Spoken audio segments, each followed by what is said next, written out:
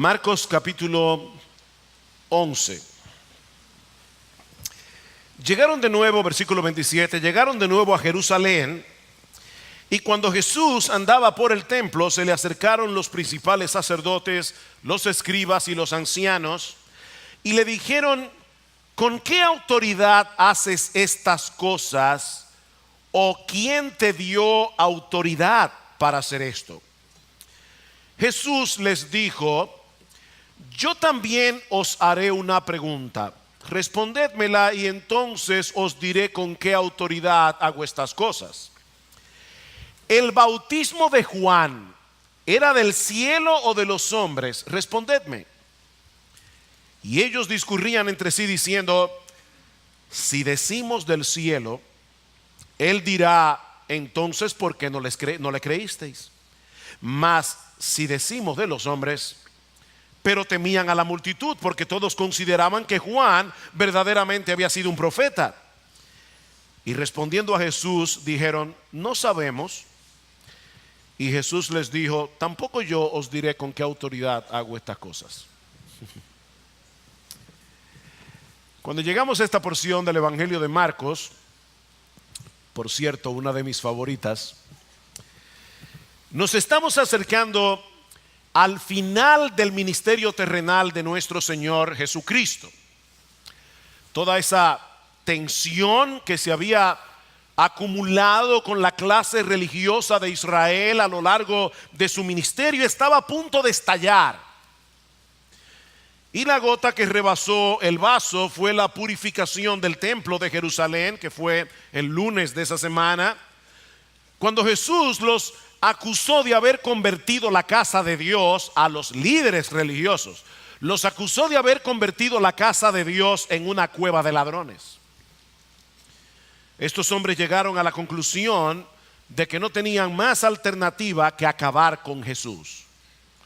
Y dice en Marcos capítulo 11, versículo 18, inmediatamente después de la purificación del templo, que los principales sacerdotes y los escribas buscaban cómo destruirle, pero le tenían temor a la reacción del pueblo, porque muchos parecían estar fascinados con las enseñanzas de Jesús.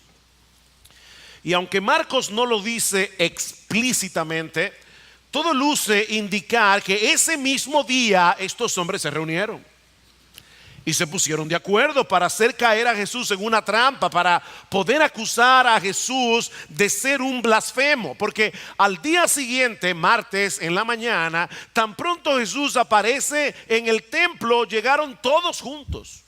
Qué casualidad.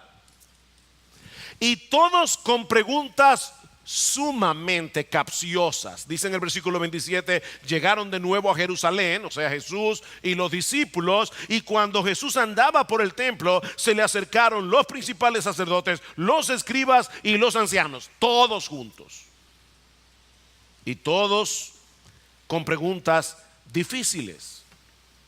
Estos hombres que Marcos menciona en el versículo 27 son los que conformaban el Sanedrín. Era algo así como la Suprema Corte de Israel en aquellos días. Eran hombres que tenían un enorme poder y eran súper sensibles a todo lo que pudiera poner en juego su influencia espiritual y aún política en la nación.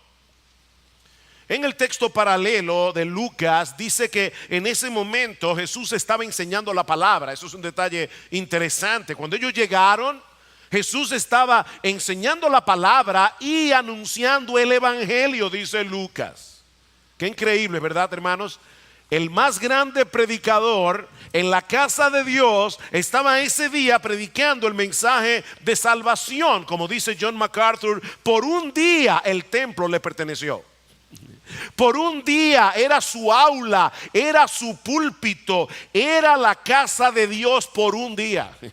Y por un día la verdad resonaría en los patios de aquel templo donde no habían sonado durante cientos de años. La verdad, dice MacArthur, reinaría en el templo por un día.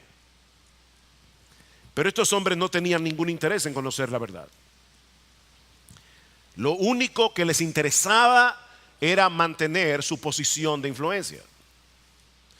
y yo espero que hay algunos aquí que aunque hayan entrado con ese espíritu a este lugar, no salgan así. Personas que no quieren la autoridad de Jesús. Ellos quieren el cielo, pero no quieren la autoridad de Jesús. Personas que al igual que yo, cuando tenía casi 18 años y visité por primera vez una iglesia y oí la palabra, le dije a las personas que estaban allí: yo voy a seguir viniendo, pero que conste que yo nunca me voy a convertir. Hay personas sentadas aquí que tienen ese espíritu, como los fariseos, como los ancianos, como el Sanedrín. La supervivencia de su liderazgo espiritual dependía de acabar con Jesús. No había alternativa. Así que a partir de este momento, Marcos 11, 27 hasta el final del capítulo 12, veremos una serie de confrontaciones donde estos hombres están tratando de incriminar a Jesús con sus propias palabras, una pregunta tras otra, pero sin ningún interés de conocer la respuesta. Su único objetivo era acabar con Jesús. Y eso nos lleva de la mano a la primera parte de la historia, que podemos llamar la confrontación. La confrontación, dice en el versículo 28, que todos esos miembros del Sanedrín rodearon a Jesús y le dijeron: ¿con qué autoridad haces estas cosas? ¿O quién te dio la autoridad para hacer esto? Y probablemente se estaban refiriendo a lo que había sucedido en el templo en el día anterior. ¿Quién te crees que eres para venir a la casa de Dios y sacar de allí a los mercaderes, a los cambistas, que nosotros, la suprema autoridad de Israel, hemos autorizado para estar ahí? ¿Quién eres tú? ¿Quién te crees tú que eres? ¿Dónde están tus credenciales para hacer ese tipo de cosas? En otras palabras, estos hombres le estaban preguntando a Jesús dos cosas. Le estaban preguntando acerca de la naturaleza de su autoridad y le estaban preguntando acerca de la fuente u origen de su autoridad. Ahora, nosotros podemos decir a favor de los miembros del Sanedrín que las dos preguntas eran muy pertinentes. Ellos hicieron dos buenas preguntas. De hecho, cuando alguien se enfrenta con la persona de Jesús y observa con atención todo lo que él hacía, observa con atención todo lo que él decía, tarde o temprano debería preguntarse eso mismo: ¿qué tipo de autoridad es esta? ¿Y cuál es la fuente de esa autoridad? La palabra autoridad tiene que ver con el derecho o libertad de una persona para actuar, para tomar decisiones o para imponerlas sobre otros, aún valiéndose de la fuerza si fuera necesario. Eso es autoridad. O sea, no se trata de poder. Ellos no están preguntando a Jesús: ¿con qué poder tú haces eso? No. No se trata de poder, no se trata de capacidad, se trata de derecho. Una persona puede tener el poder o capacidad de hacer algo, pero no tener la autoridad para hacerlo. En una empresa, por ejemplo, es posible que un empleado tenga una mejor idea que el jefe para mercadear un producto o para llevar a cabo un proceso, pero él no tiene la autoridad de implementarlo. El jefe sí. Él tiene la capacidad, pero no tiene la autoridad. También puede darse el caso contrario: un hombre puede tener autoridad, pero no puede hacerla valer. Y eso es muy común. Los padres tienen autoridad sobre los hijos mientras dependan de ellos, mientras vivan bajo su techo. Pero mis hermanos, ¿no es verdad que en muchos hogares los padres no pueden ejercer esa autoridad? ¿No es verdad, mis hermanos, que en muchos hogares son los hijos los que mandan? Así que se puede tener autoridad sin poder, se puede tener poder sin autoridad, pero en el caso de Jesús, él tenía las dos cosas, y en un grado superlativo. Y eso fue más que evidente durante todo su ministerio. Mis hermanos, nunca ha habido, nunca habrá una persona con más autoridad que Jesús, porque Él es el Dios encarnado. Él es la segunda persona de la Trinidad que se hizo hombre. Cuando Jesús hablaba, lo hacía con autoridad. Dice en Mateo capítulo 7, versículos 28 y 29, que la gente se admiraba porque les enseñaba como quien tiene autoridad y no como los escribas. Mientras los escribas citaban constantemente a otros maestros, el rabino tal o cual dijo esto o aquello, Jesús descansaba en su propia autoridad. En los evangelios encontramos unas 75 veces en la que Jesús introdujo su enseñanza con esta frase: en verdad yo os digo. Y yo no tengo que citar a nadie. En verdad yo os digo. Y en muchas ocasiones corregían las interpretaciones tradicionales de las escrituras que los supuestos expertos de Israel tenían. Oísteis que fue dicho, pero yo os digo. Jesús no solo clamaba tener la interpretación definitiva de la Biblia, sino que en una ocasión, Juan 14:6, Él llegó a decir que Él era la verdad encarnada. ¡Qué declaración! Yo soy el camino, la verdad y la vida. Nadie viene al Padre sino por mí. No que Él fuera un maestro de la verdad, no que Él fuera una fuente confiable de verdad. Lo que Jesús está diciendo es que Él era la verdad. Yo soy la verdad. Todo el que está de acuerdo conmigo está en la verdad. El que no está de acuerdo conmigo está en el error. El que no está de acuerdo conmigo está equivocado. Jesús hablaba con autoridad. Y de paso, mis hermanos, a aquellos que están aquí que profesan ser cristianos, ¿saben qué es lo que distingue a un creyente? Que es una persona que reconoce esa autoridad. Y cuando un predicador se para en el púlpito a predicar la palabra de Dios, él está hablando con autoridad, porque él me está hablando con su autoridad. Yo no tengo autoridad. La Biblia tiene autoridad porque es la palabra de Dios. Y cuando la palabra de Dios es fielmente expuesta y mi corazón engañoso comienza a argumentar con la Biblia, yo tengo que decirme a mí mismo: no sea Dios veraz y todo hombre mentiroso, incluyéndote a ti mismo. Jesús hablaba con autoridad, pero Él también decía tener autoridad para perdonar pecados. ¿Recuerdan cuando bajaron al paralítico en Marcos capítulo 2 por el techo y Jesús le dijo: yo te perdono tus pecados, yo te perdono tus pecados? Y los fariseos se preguntaron: ¿y qué autoridad cree que este hombre que tiene, que él cree que puede perdonar pecados? Solo Dios puede perdonar pecados. Y es verdad, solo Dios puede perdonar pecados. Pero Jesús le decía a la persona: vete, hija mía, yo te perdono, yo te perdono. Él decía tener autoridad para perdonar pecados. Jesús decía tener autoridad para decidir el destino final de las personas. Wow. En Juan capítulo 1 versículo 12 dice el Señor: mas a todos los que le recibieron, a los que creen en su nombre, Él les dio potestad de ser hechos hijos de Dios. Jesús le dio la autoridad de ser hechos hijos de Dios. Y en Mateo capítulo 25, en el versículo 32, el mismo Jesús dice que al final de los tiempos serán reunidas delante de Él todas las naciones, y Él apartará los unos de los otros como aparta el pastor a las ovejas de los cabritos. Jesús está diciendo aquí que en el día del juicio Él es el que va a diferenciar a los que son salvos de los que no lo son. Jesús tiene esa autoridad. Jesús mostró autoridad sobre las enfermedades. ¿Recuerdan cuando sanó al siervo del centurión? Y él le decía: Señor, no tienes que entrar en mi casa, yo soy un hombre bajo autoridad, y cuando le digo a un soldado va, va, y cuando le digo viene, viene. Así que yo no soy digno de que tú entres en mi casa, solo di la palabra y mi siervo sanará.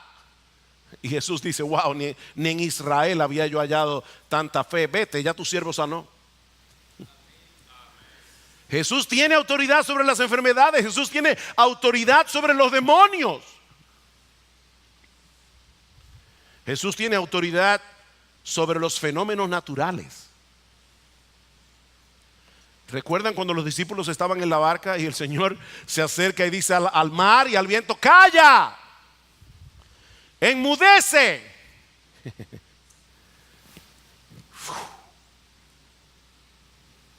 Todo se calmó. Y los discípulos se preguntaron: ¿y qué hombre es este? Que hasta los vientos y el mar lo obedecen. Jesús era un hombre con autoridad. Durante su ministerio nunca pidió permiso. Nunca pidió permiso a ninguna autoridad terrenal para hacer absolutamente nada. Jesús nunca consultó con los fariseos, ni con los escribas, ni con los rabinos. Él no le preguntaba a nadie. Él decía una y otra vez que todo lo que él hacía, todo lo que él decía, estaba en perfecta consonancia, en perfecta armonía con la voluntad y la autoridad de su Padre Celestial. Yo solo le respondo a una autoridad: a mi Padre que está en los cielos. Jesús llegó a decir incluso que él tenía autoridad para enviar al Espíritu Santo, la tercera persona de la Trinidad. Dice: yo tengo autoridad para eso. En Juan capítulo 15 versículo 26 le dice a los discípulos: pero cuando venga el Consolador, a quien yo enviaré del Padre, yo os enviaré del Padre, el Espíritu de verdad, el cual procede del Padre, pero que yo voy a enviar, él dará testimonio acerca de mí. Wow, esas son palabras mayores. Yo soy el que voy a enviar al Espíritu Santo para que él dé testimonio acerca de mí.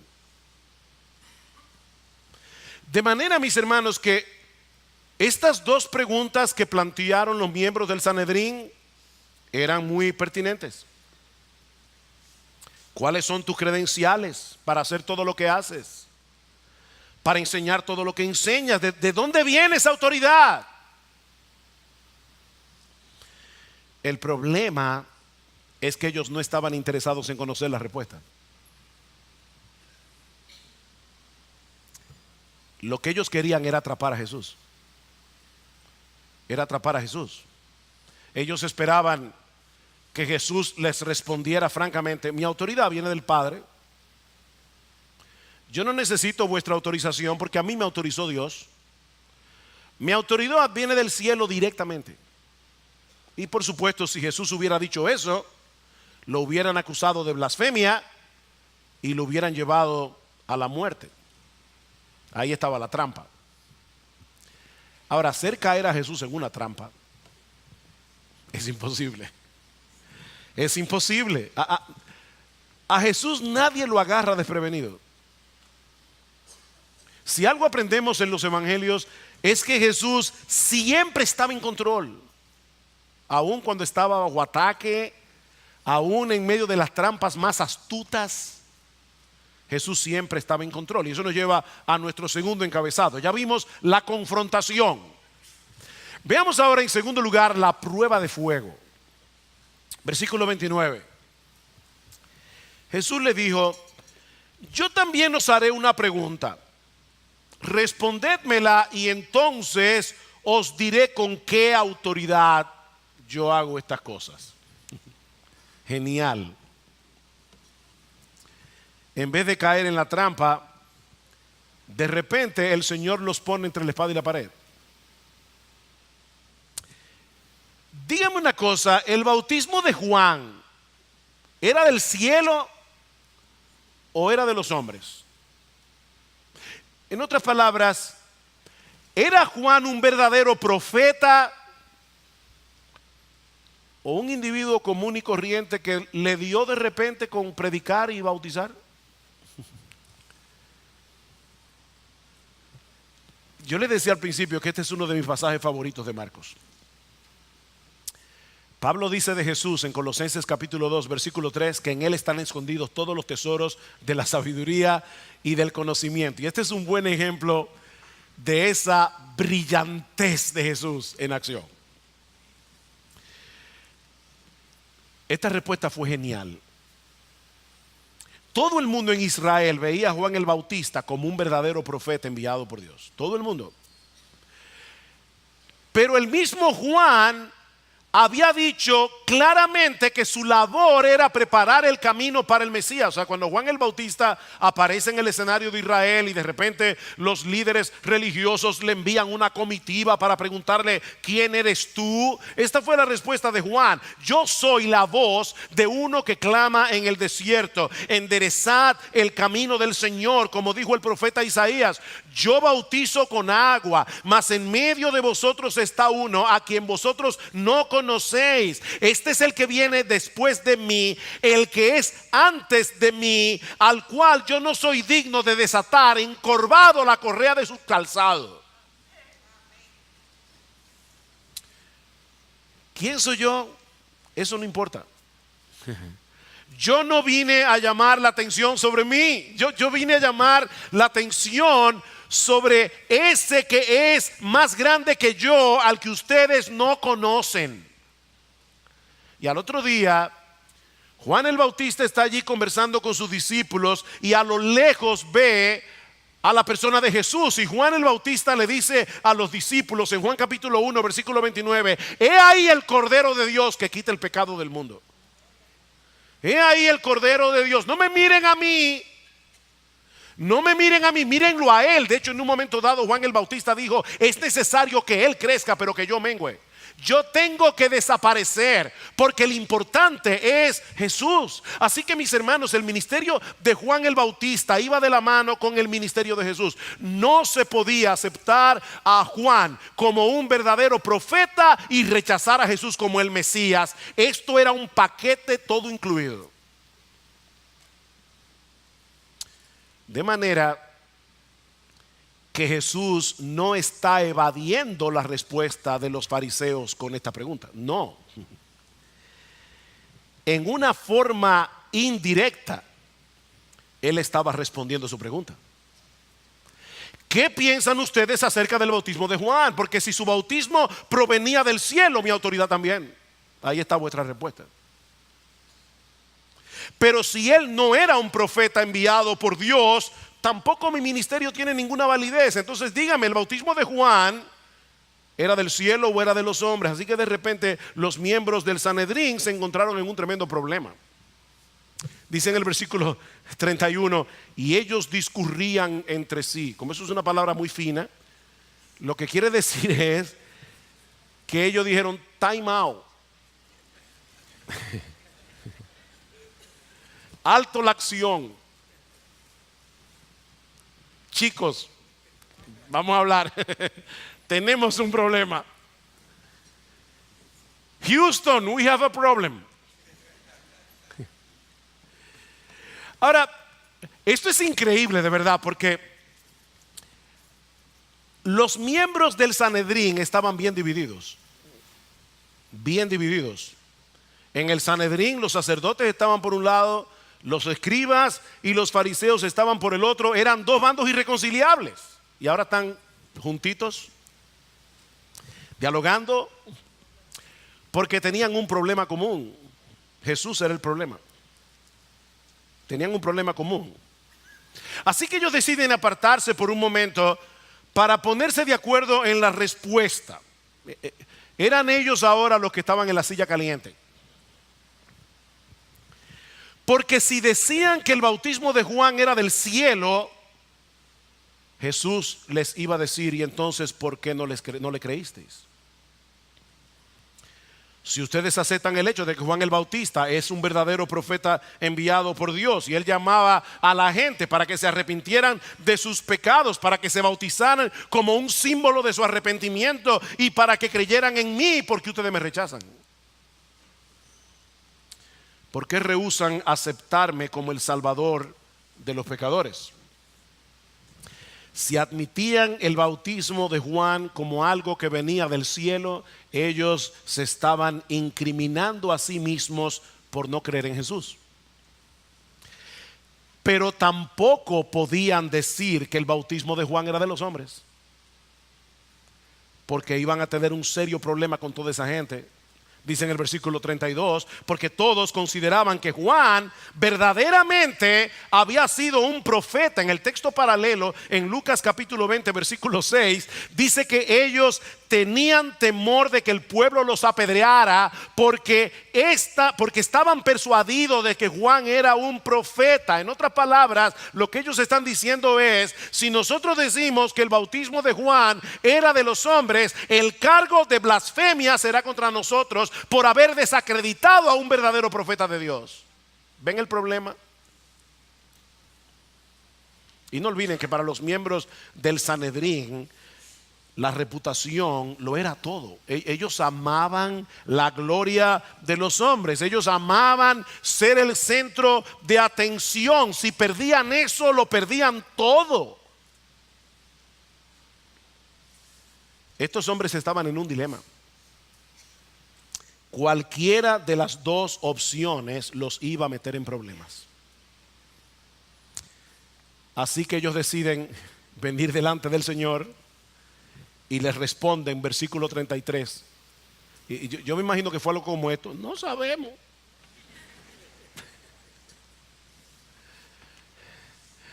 No sabemos.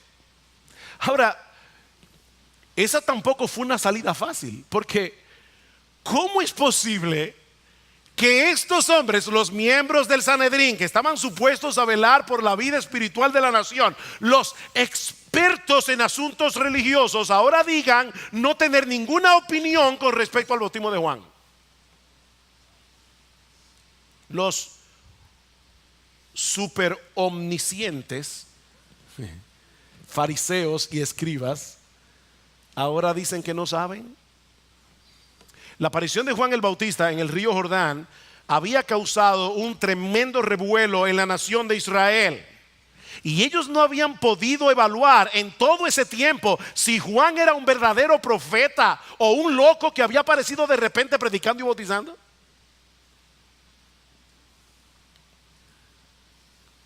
Pero no tenían otra alternativa. ¿Saben, mis hermanos, que cuando los hombres se quedan sin respuesta, la única salida que tienen es alegar ignorancia? De hecho, es el caso de los agnósticos.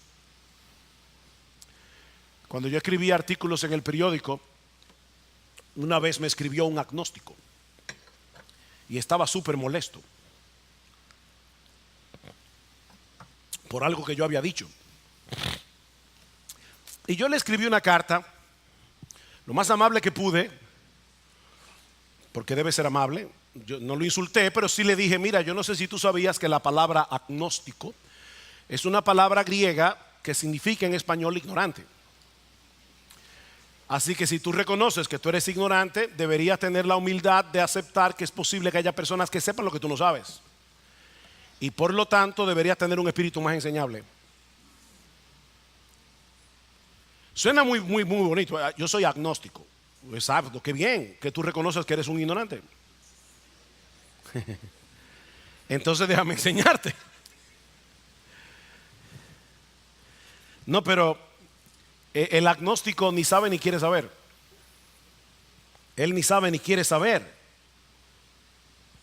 Esa es la acusación de Pablo en el capítulo 1 de su carta a los Romanos. Pablo dice: Dios ha dejado en la creación suficientes pruebas de su existencia y ha dado al hombre la capacidad de interpretar correctamente esas evidencias, pero el hombre en su rebeldía ha decidido suprimir la verdad para no tener que reconocer que Dios es Dios. Yo no sé. Hacerse el tonto. Yo no sé. En otras palabras, mis hermanos, el hombre incrédulo sufre de una terrible deshonestidad intelectual. El hombre incrédulo sufre de una terrible deshonestidad intelectual. Ninguna argumentación lo convence. No porque el argumento sea débil, no porque el argumento sea ilógico, sino porque él se resiste a ser convencido. Así que no tiene más alternativa que negar lo que es evidente. Estos líderes religiosos en Israel alegaban ignorancia, no por humildad. No es que eran tan humildes, no. No, ellos alegaban ignorancia para no tener que enfrentar la realidad de que el bautismo de Juan era del cielo y que Jesús era el Mesías. Su problema no era que no supieran la respuesta, su problema era que no querían saberla. Ese era su problema. Pero mi amigo, déjame decirte algo, la deshonestidad intelectual tiene consecuencias. La deshonestidad intelectual tiene consecuencias y eso nos lleva a nuestro tercer y último encabezado. Ya vimos la confrontación, ya vimos la prueba de fuego, veamos ahora las palabras de condenación. Versículo 33 una vez más, respondiendo a Jesús, dijeron, no sabemos, y Jesús dijo, tampoco yo os diré con qué autoridad hago estas cosas. En otras palabras, ya que ustedes tomaron la decisión de ir en contra de toda evidencia, ya que decidieron resistir a la verdad, no tiene caso seguir argumentando con ustedes. Se acabó. Se acabó. No tengo nada más que decirles acerca de esto. Se acabó. Mi amigo, déjame decirte algo. Jugar con la verdad es peligroso. Y de verdad, yo digo esto con el corazón en la mano, sobre todo a jóvenes que probablemente nacieron en esta iglesia, jóvenes que se han criado aquí, jóvenes que domingo tras domingo, tras domingo, tras domingo escuchan la palabra de Dios predicada, la verdad de Dios revelada en su palabra. Joven, te lo digo con el corazón en la mano, jugar con la verdad tiene un precio. Es peligroso. Hay un momento en que de tanto rechazar la luz del evangelio, esa luz se va para siempre.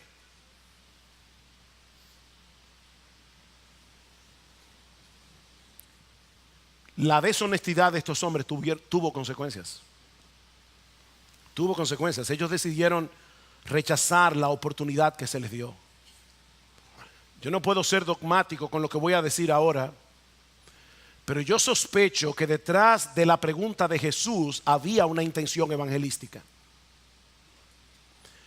Yo sospecho que detrás de la pregunta de Jesús había una intención evangelística. Piensen en esto, mis hermanos. El Señor conoce el corazón de los hombres. Jesús pudo haberles dicho desde el principio que todos ellos eran unos hipócritas, que ellos no querían conocer la verdad y por lo tanto no tengo nada que decirles. Jesús hubiera podido rehusar hablar con ellos desde el principio, pero no lo hizo.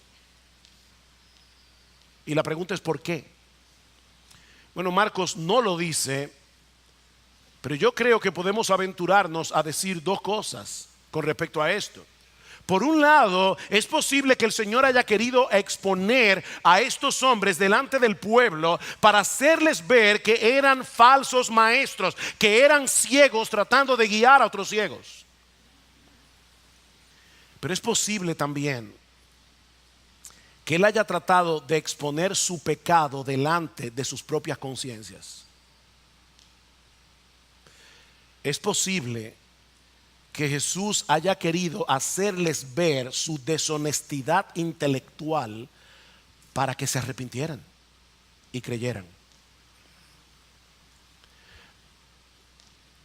R.C. Sproul, un gran pensador cristiano, él le llama a la apologética preevangelismo.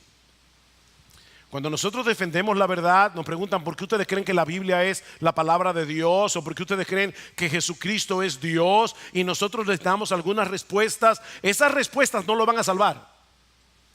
Esas respuestas no lo van a salvar, mis hermanos. Lo que va a salvar a un pecador es el evangelio. Pero esas respuestas pueden hacerle ver a esta persona que está peleando contra una pared. Puede hacerle ver a esta persona que el hecho de estar negando la verdad de Dios revelada en su palabra es una deshonestidad intelectual, y el Espíritu de Dios puede usar eso para hacerle ver su pecado y llevarlo a Cristo. Repito, yo no puedo ser dogmático en cuanto a esto, pero es posible que el Señor los estuviera evangelizando. Es posible que el Señor les estuviera dando otra oportunidad, pero ellos la rechazaron. Ellos endurecieron su corazón, y la verdad encarnada decidió dejarlos en su justa condenación.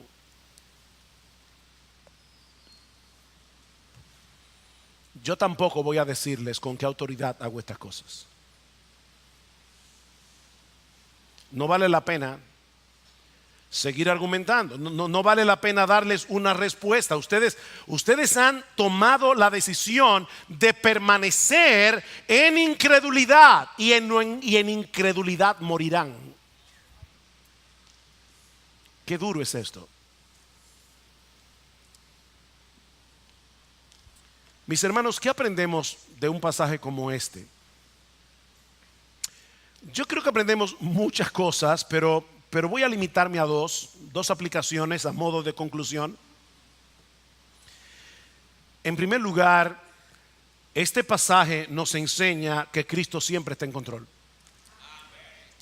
Cristo siempre está en control, aún en medio de los ataques más severos, en medio de las circunstancias más difíciles. Es más que evidente en este pasaje que desde el principio Jesús estaba en control. Y mis hermanos, eso debe ser de mucho aliento para nosotros hoy. Toda autoridad me ha sido dada en el cielo y en la tierra, dice el Señor. Por tanto, id y haced discípulos a todas las naciones, bautizándolos en el nombre del Padre y del Hijo y del Espíritu Santo, enseñándoles que guarden todas las cosas que yo os he mandado. Y he aquí yo estoy con vosotros todos los días hasta el fin del mundo. Lleven el evangelio hasta lo último de la tierra, porque yo soy la autoridad suprema del universo, y yo prometo estar con ustedes todos los días hasta el fin del mundo. Jesús está en control. Él tiene la autoridad. Queridos hermanos, independientemente de los ataques y aflicciones que nosotros tengamos que enfrentar en este mundo caído, nosotros estamos en las manos de un Dios que todo lo gobierna, desde la cosa más pequeña hasta la cosa más grande. Dice Pablo en Efesios capítulo 1 versículo 21 que nuestro Señor Jesucristo fue resucitado de los muertos y está sentado a la diestra de Dios en los lugares celestiales, sobre todo principado y autoridad y poder y señorío. Ese es nuestro Señor. Él es Rey de reyes. Él es Señor de señores. Nada ni nadie podrá impedir su triunfo final y definitivo sobre las huestes del mal. Y ¿saben qué, mis hermanos? Cuando Él regrese en gloria y se siente en su trono, nosotros nos sentaremos y reinaremos con Él por los siglos de los siglos. Qué gozo es tener un Salvador como Jesús. Pero también aprendemos de este pasaje que es imposible permanecer neutrales ante la persona de Jesús. Es imposible permanecer neutrales ante la persona de Jesús. Mi amigo, déjame decirte algo. Tarde o temprano todos tenemos que lidiar con la pregunta que plantea este pasaje: ¿qué clase de autoridad es la que tiene este hombre? ¿De dónde viene esa autoridad? Déjame decirte algo, mi amigo. Hay muchas cosas en la vida que tú puedes darte el lujo de ignorar. Hay un montón de cosas que yo no entiendo cómo es que pasan, y probablemente me muera sin saberla. Mandas un WhatsApp, envías una foto, y si no me diga que los números binarios, qué sé yo, que yo no entiendo eso, y llega al otro lado del planeta. Yo lo seguiré usando el celular hasta el final de mi vida, pero yo no voy a entender eso. Y ¿sabes qué? No importa que no lo entienda, no me voy a morir por eso. Yo no sé cómo es que la vaca come hierba verde y produce leche blanca. Yo no entiendo eso. Mi amigo, hay muchas cosas que tú no tienes que saber, pero esta no es una de ellas. Esta no es una de ellas. ¿Quién es Jesús? ¿Quién es Jesús? Porque no son muchas las opciones. No son muchas las opciones. Dice C.S. Lewis, el autor de las Crónicas de Narnia: no se puede aceptar a Jesús como un gran maestro religioso y al mismo tiempo rechazarlo como la suprema autoridad de tu vida. Eso no se puede. No se puede. Dice Lewis: podéis hacerle callar por necio, podéis escupirle y matarle como si fuera un demonio, o podéis caer a sus pies y llamarle Dios y Señor, pero no salgamos con insensateces paternalistas acerca de que Él fue un gran maestro moral, porque Él no nos dejó esa alternativa.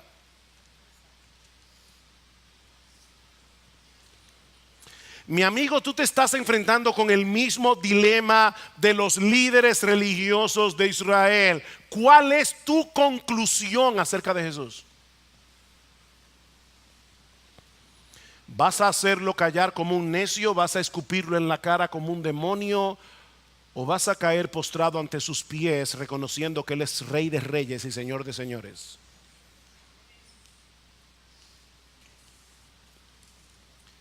Porque la neutralidad no es una opción.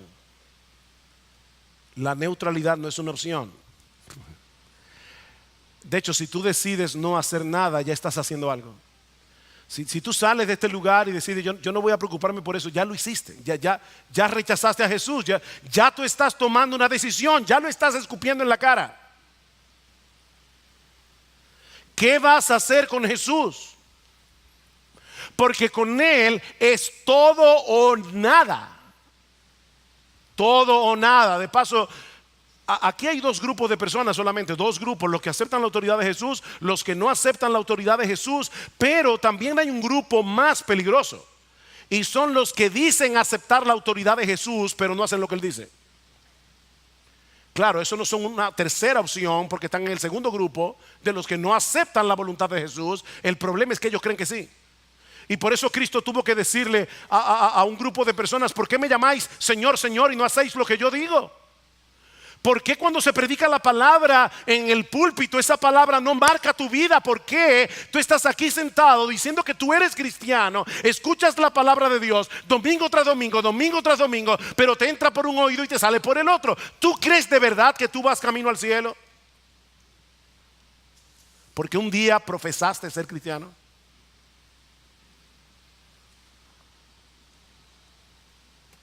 Dice Jesús: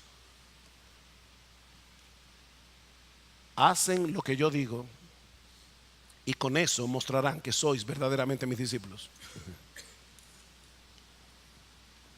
Él mismo dijo en una ocasión: el que no está conmigo está contra mí. No se puede pretender neutralidad cuando se trata de Jesús. Ahora, no olvides, mi amigo, no olvides que Él es el único que tiene autoridad para perdonar pecados. No olvides que Él es el único que tiene autoridad para decidir el destino eterno de los hombres. Cristo dijo en una ocasión en Juan capítulo 5 versículo 21: como el Padre levanta a los muertos y le da vida, así también el Hijo a los que quiere da vida. A los que quiere da vida, porque el Padre a nadie juzga, sino que todo el juicio ha dado al Hijo, para que todos honren al Hijo como honran al Padre. El que no honra al Hijo no honra al Padre que lo envió. Ese es Jesús. Todo o nada. Mi amigo, no sigas en pie de guerra peleando una batalla que tú no vas a ganar.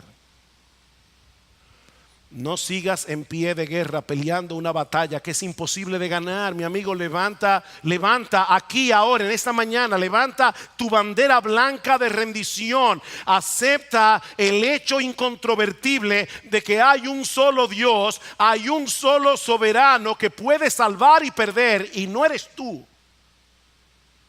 Tú no eres ese Dios. Hay un solo Dios y hay un solo mediador entre Dios y los hombres, Jesucristo hombre, dice Pablo. No menosprecies el privilegio que Dios te está dando hoy de escuchar su palabra. No lo menosprecies. Humíllate ante Dios. Reconoce tu pecado. Acepta por medio de la fe su oferta de perdón en Cristo y serás salvo. Serás salvo, mi amigo. No hay mayor desgracia que ser esclavo de tu propio yo. ¿De verdad tú crees que tú eres libre por ser libre de Jesús? No. No, eso es una ilusión.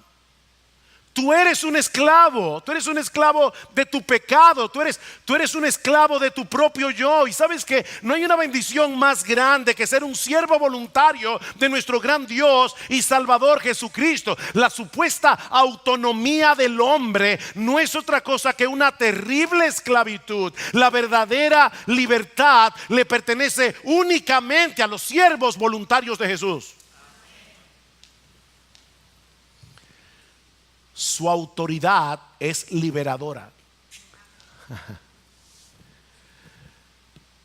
Porque solo a los que el Hijo libertare serán verdaderamente libres.